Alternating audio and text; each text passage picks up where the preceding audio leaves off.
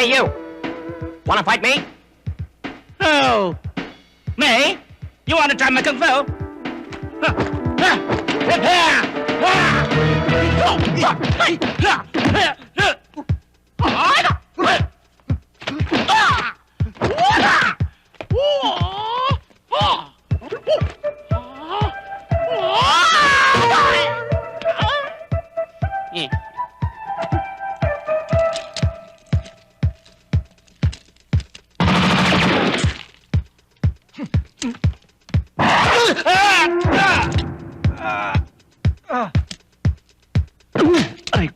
Aray ko!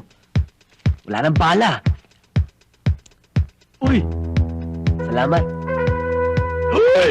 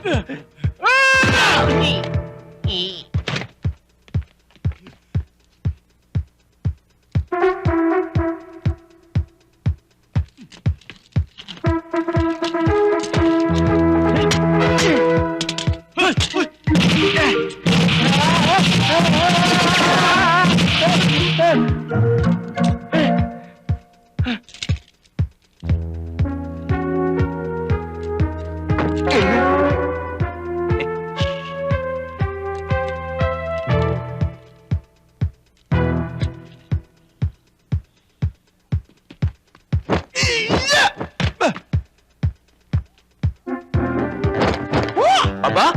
Cynthia Laster, ah? Ito ang katapat mo. Woo! Su! Cynthia Patag!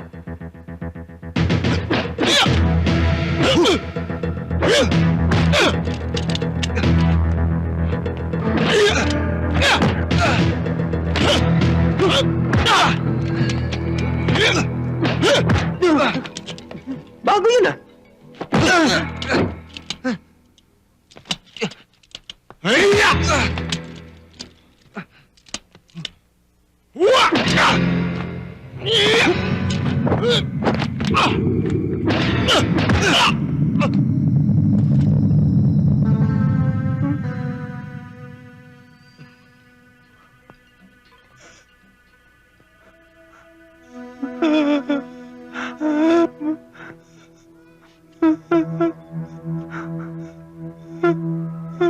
Ready!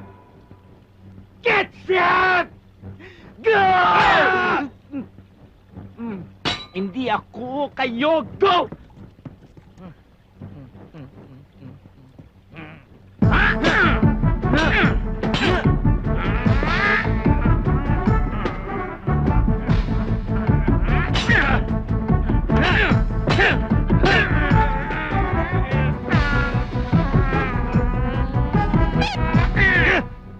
Romeo, pagkatapos itong laban natin, sa akin na si Julieta. Hindi mangyayari yan sapagkat ako ang nagwagi.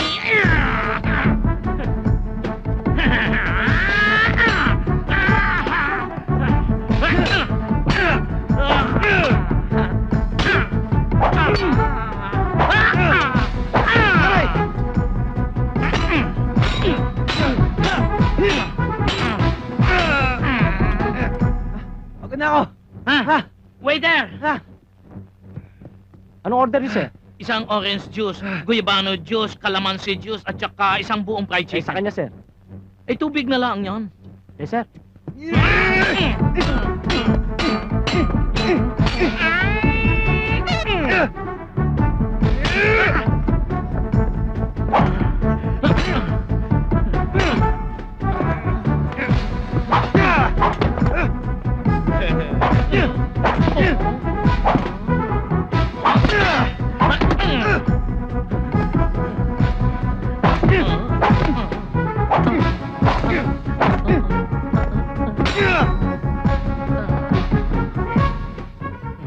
Romeo, kahit anong gawin mo, hindi mo ako tatalunin! Yan ang akala mo! Ano? gloves ata ni Tyson Are. Kaya sumakay ka pa. Kaya makinig kayong dalawa. Our question is in geography. And the question is, what is the capital of Kuwait? Quiet! Yes, Kurimao? Sir? You press your buzzer? Sir, sabi ko, quiet. That is correct. Kuwait is the capital of Kuwait.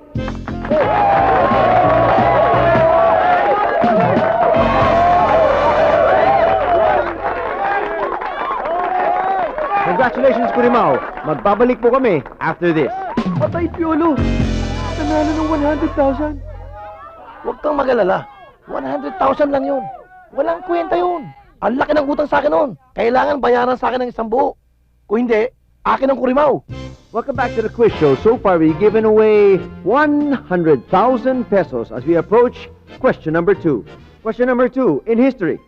Sino ang nagsabi ng the end justifies the means? Yes, Niccolo Machiavelli? Niccolo Machiavelli is correct. You win! Yes! Ayos tayo dyan.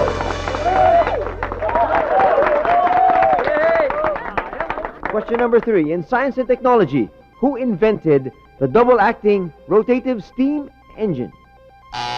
Yes, FAC University. Robert Fulton? Robert Fulton is not the correct answer. I'm sorry. Ngayon, you have an opportunity to steal. Ano daw? Steak? Still daw eh. Tanong mo na. Tanong mo na. Yes, Kurimao. Sir, what? Well, I think I can consider that because James Watt is the correct answer. Sama lang yun. Sandali lang. What nga yung question eh? At what nga ang sagot? You won 400,000 pesos.